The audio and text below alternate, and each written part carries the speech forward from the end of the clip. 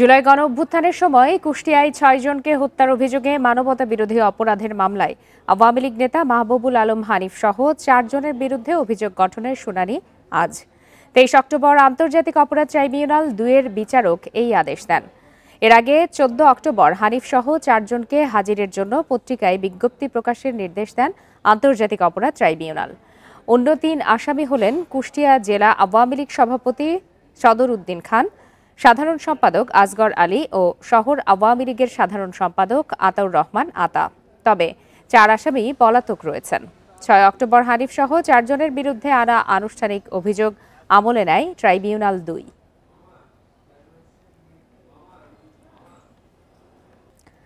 আপনারা আছেন বিরোধীহীন সংবাদ দুপুরে। সংবাদে আরও যা থাকছে। ১ বছর ধরেই বাড়ছে প্রবাসী আয়। অক্টোবরের প্রথম ২৫ দিনে দেশে ২০৩ কোটি ২৯ লাখ ডলার পাঠিয়েছেন প্রবাসীরা।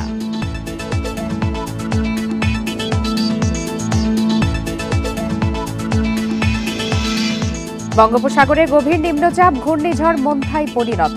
উপকূল সহ কিছু অঞ্চলে বৃষ্টির আভাস, বন্দরে ২ নম্বর সংকেত।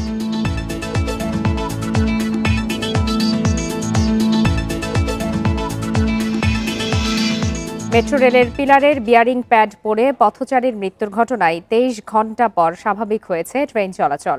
বেলা ১১টা থেকে উত্তরা উত্তর থেকে মতিঝিল পর্যন্ত পুনরায় ট্রেন চালু হয়।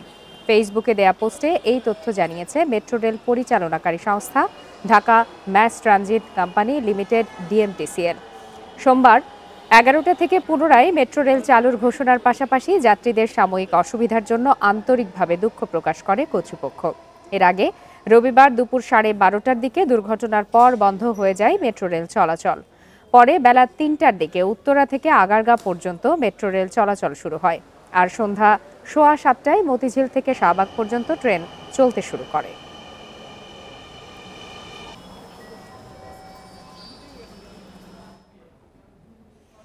মেট্রো রেল চলাচলের বিষয়ে আরো বিস্তারিত জানাতে এই মুহূর্তে যোগ দিয়েছেন সহকর্মী নাহিদ কামাল।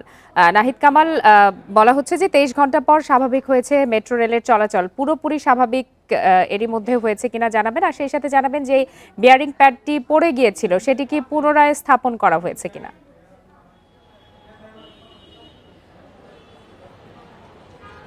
জি, মূলত গতকাল দুপুর 12:30টা নাগাদ যে মেট্রো রেলের বিয়ারিং প্যাড যেটি খুলে গিয়েছিল এবং পথচারী নিহতের ঘটনার পরপরই কিন্তু আসলে মেট্রো রেল চলাচল একেবারে বন্ধ ছিল এবং সেটি আবার দুপুরের পর মূলত আগারগাঁ থেকে উত্তরার অংশ কিন্তু চালু হয় এবং সন্ধ্যার পর চালু হয় বেসিক্যালি মতিঝিল থেকে শাহবাগ কেন্দ্রিক যে অংশ সেটি কিন্তু চালু হয়। এই মুহূর্তে আমি যেই জায়গাটিতে আছি ঠিক এই জায়গাটিতেই মূলত মেট্রো রেলের 432 এবং 33 নম্বর পিলার যেটি রয়েছে এর সামনেই মূলত এইখানকার যে বিয়ারিং প্যাডটি রয়েছে সেখানকার থেকেই দুর্ঘটনা মূলত খুলে পড়ে দুর্ঘটনার ঘটনা ঘটে। এরপর থেকেই কিন্তু আসলে মেট্রো রেল কর্তৃপক্ষ যারা আছেন তারা তাদের যে এক্সপার্ট টিম আছে তাদের মাধ্যমে এরই মধ্যেই গত 23 ঘন্টা মূলত এই জায়গাটি তারা ইন্সপেকশন করেছেন এবং মূলত যে জায়গাটিতে দুর্ঘটনা কবলিত এলাকা সেটির জন্য কিন্তু এরই মধ্যেই তদন্ত কমিটি গঠন করা হয়েছে এবং বিয়ারিং প্যাড এবং এর যে যন্ত্রাংশগুলো রয়েছে সেগুলোর মান এবং সেগুলোর বর্তমান অবস্থা খতিয়ে দেখতেও কিন্তু আসলে তাদের মেইনটেনেন্স ডিপার্টমেন্টের পাশাপাশি একটি তদন্ত কমিটিও কিন্তু কাজ করছে বলে আমরা জানতে পেরেছি। এই মুহূর্তে আসলে এখনও তাদের যে মেইনটেনেন্স কাজ সেটি চলতেছে এবং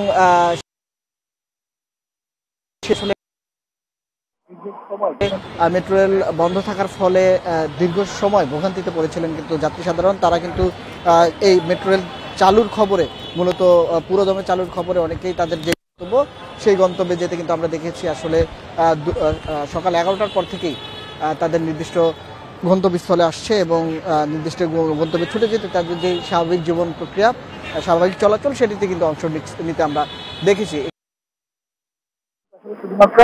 মূলত তাদের যে তদন্ত তাদের কাছে সম্ভাব্য যেসব পিলারের এবং যেসব যন্ত্রাংশগুলোর ক্ষেত্রে তাদের মেইনটেনেন্সের ক্ষেত্রে ত্রুটি ধরা পড়বে সেগুলোর বিষয়ে তারা আসলে পরবর্তী ব্যবস্থা নেওয়ার কথা কিন্তু আসলে সেই প্রতিবেদনের নিরীক্ষে পরবর্তী ব্যবস্থা নেওয়ার কথা কিন্তু আসলে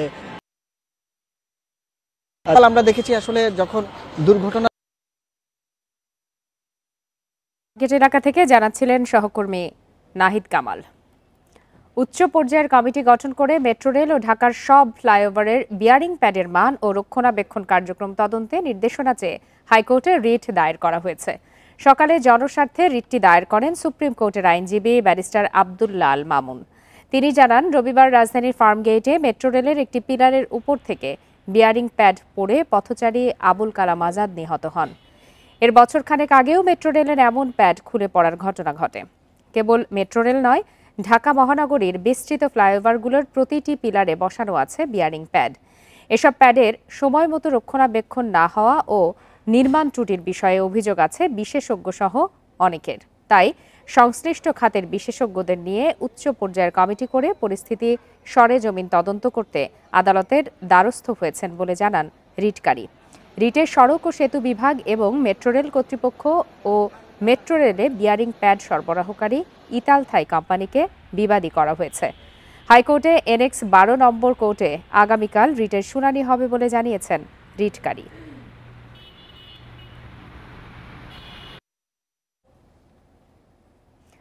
মেট্রো রেল পিলারের বিয়ারিং প্যাড মাথায় পড়ে নিহত আবুল কালাম আজাদের মৃত্যুতে হতবাক তার পরিবার।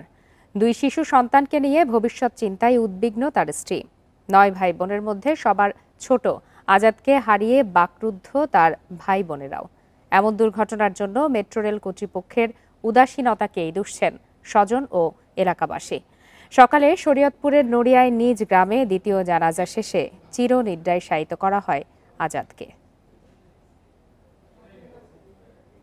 6 বোন আর 3 ভাইয়ের মধ্যে সবার ছোট আবুল কালাম আজাদ। ছোটবেলায় মা বাবা হারিয়ে ভাই বোনদের কাছেই বেড়ে ওঠা তার। রাজধানীর মতিঝিলে একটি ট্রাভেল এজেন্সিতে কাজ করতেন আজাদ। স্ত্রী 2 সন্তানকে নিয়ে থাকতেন নারায়ণগঞ্জে। প্রতিদিনের মতো কাজের উদ্দেশ্যে বাড়ি থেকে বের হলেও আর ঘরে ফেরা হয়নি তার। একমাত্র উপার্জনক্ষম মানুষের মৃত্যুতে এখন সন্তানদের নিয়ে অনিশ্চয়তায় পড়েছে পরিবারটি। যদি ফিরে দিতে পারেন তাহলে দেন, সরকারের বললেন আমার স্বামীরে ফিরে দিতে। ওই কাজটা ঠিক করলো না, জানে যে নিচে পথচারীরা হাঁটবো, তাহলে কেন উপরের কাজটা সচেতনভাবে করলো না। সোমবার সকালে নিজ গ্রাম শরীয়তপুরের নড়িয়া উপজেলার ঈশ্বরকাঠিতে আজাদের মরদেহ নেওয়া হলে কান্নায় ভেঙে পড়েন স্বজনরা। এমন মৃত্যু মানতে পারছেন না কেউই। একবার কথা বল, 6 বার কথা ফোন লাগে। আমার বোন ভাই 2 বার করে কথা কইছে। আমার বাড়ির মতন এমন মানুষ মনে হয় পৃথিবীতে আল্লাহ দেয় নাই। অব্যবস্থাপনার কারণে হয়েছে। এখন এই তার পরিবার এবং তার যে অবশ সন্তান স্ত্রী রয়েছে, তাদের দায়িত্বভার কে নিবে? যে সরকার যেটা দিবে সেটা তাকে ফিক্সড করে দেওয়া হোক, যাতে তার বাচ্চারা 18 বছর পর্যন্ত ওই টাকা থেকে চলতে পারে। রোববার দুপুরে রাজধানীর ফার্মগেইট এলাকায় মেট্রো রেলের বিয়ারিং প্যাড চাপায় ঘটনাস্থলেই প্রাণ হারান আবুল কালাম। গণমাধ্যমে সংবাদ দেখে তার মৃত্যুর খবর জানতে পারেন পরিবারের সদস্যরা। Independent news.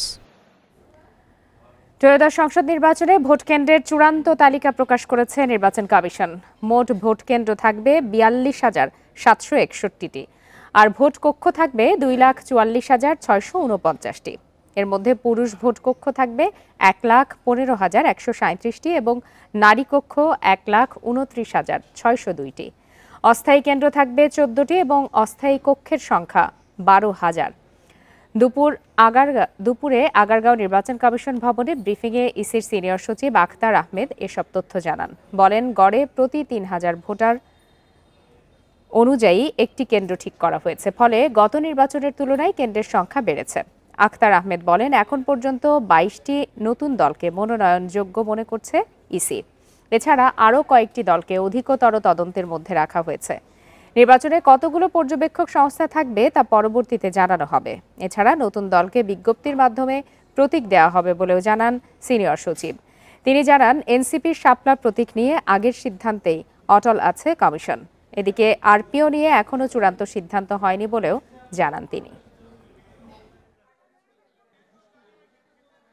64টা জেলার 300 কনস্টিটিউয়েন্সির ভোট কেন্দ্রের সংখ্যা 42,761। রাজনৈতিক দলের নিবন্ধনের ব্যাপারে আমরা অতীতেও আপনাদেরকে বলেছি যে 22টা যে রাজনৈতিক দলের আমরা প্রাথমিকভাবে আমরা মনে করেছি যে বিবেচনাযোগ্য, তাদের বিষয়ে বাড়তি আরও কিছু তথ্যানুসন্ধানের জন্য আমরা মাঠ পর্যায়ে কিছু তথ্য কালেক্ট করেছি এবং এটা ইনশাল্লাহ এই সপ্তাহের ভিতরে আমরা কমপ্লিট করতে পারবো। নির্বাচন কমিশন কার্যালয়ে আছেন সহকর্মী মাহফুজার রহমান মিলন, সরাসরি চলে যাচ্ছে তার কাছে। মাহফুজার রহমান মিলন, আজ তো ব্রিফিং করেছেন ইসি সচিব, আমরা সেই ব্রিফিং এর খানিকটা অংশ দেখিয়েছি এবং বেশ কিছু সিদ্ধান্ত নেওয়া হয়েছে, যার মধ্যে অন্যতম একটি সিদ্ধান্ত হলো প্রতি ৩,০০০ জনের জন্য একটি কেন্দ্র ঠিক করা হয়েছে। ফলে গত নির্বাচনের তুলনায় কেন্দ্রের সংখ্যা বাড়ছে। কেন্দ্রের সংখ্যা বাড়ার ফলে তো জনবলের সংখ্যাও বাড়াতে হবে, সেই সক্ষমতা কি নির্বাচন কমিশনের আছে কিনা?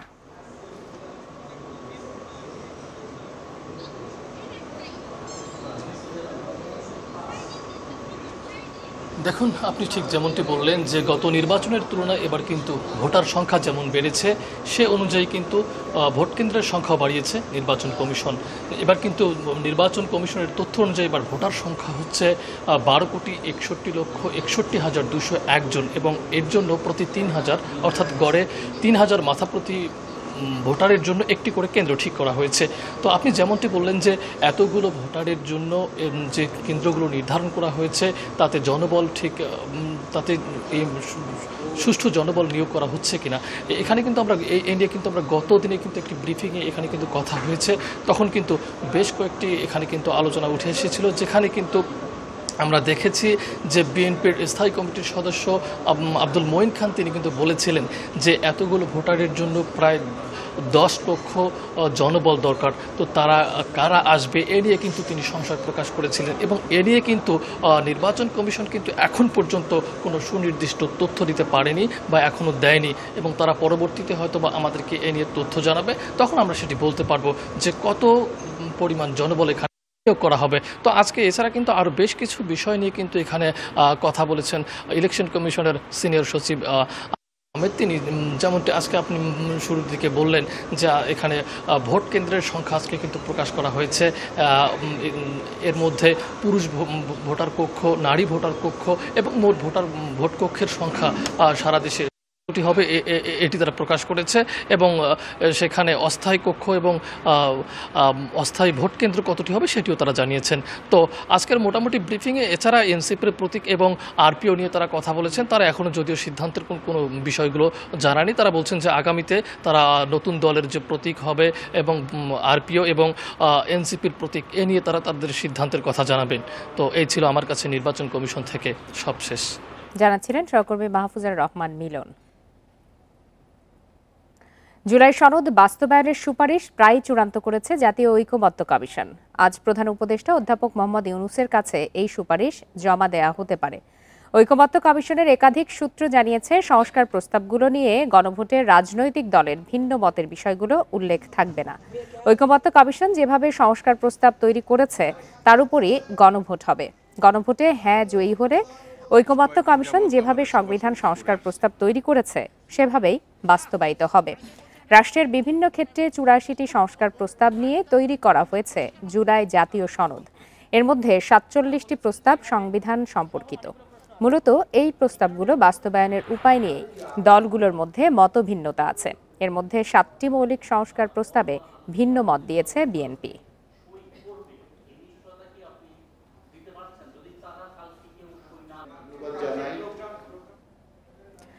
কিশোরগঞ্জের ভৈরবকে জেলা ঘোষণা করার দাবিতে ২.৫ ঘন্টা রেলপথ অবরোধ করে বিক্ষোভ করেছে এলাকাবাসী। সকাল ১০টা থেকে দুপুর ১২:৩০ পর্যন্ত ভৈরব রেল স্টেশন অবরোধ করে তারা। এ সময় স্টেশনে আটকা পড়ে ঢাকাগামী উপকূল এক্সপ্রেস ট্রেন। এছাড়া ঢাকা থেকে চট্টগ্রাম, সিলেট ও কিশোরগঞ্জ রেলপথে ট্রেন চলাচল বিঘ্নিত হয়। ভৈরব রেলওয়ে থানার ওসি সাইদ আহমেদ জানান, বাধা উপেক্ষা করে ট্রেন ছাড়তে চাইলে পাথর ছোড়েন আন্দোলনকারীরা। এ সময় বেশ কয়েকজন যাত্রী আহত হন। খবর পেয়ে পুলিশ পরিস্থিতি নিয়ন্ত্রণে আনে। ভৈরব জেলা বাস্তবায়ন আন্দোলনের নেতা সাইফুর রহমান শাহরিয়ার বলেন, দাবি আদায় না হওয়া পর্যন্ত আন্দোলন চলবে।